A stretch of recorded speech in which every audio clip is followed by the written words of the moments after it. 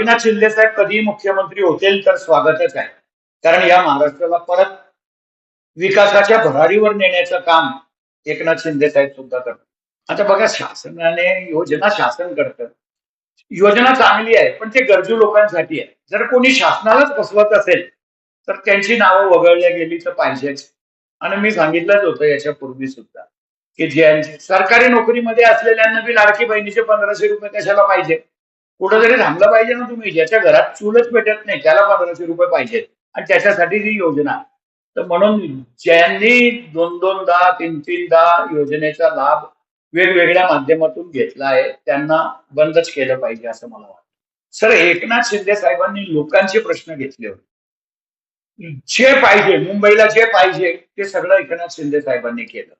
ज्या योजना गरिबांच्यासाठी, गरिबाच्या हृदयामध्ये ज्या योजना बसतील त्या एकनाथ शिंदे साहेबांनी केल्या.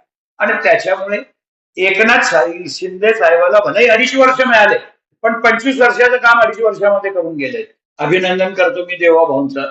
कारण एक चांगला धडाडीचा कार्यकर्ता, धडाडीचा नेता या महाराष्ट्राला लाभला. आणि एकंदरीत मी तर ते मुख्यमंत्री नसताना पासून त्यांच्या बरोबर काम करतोय.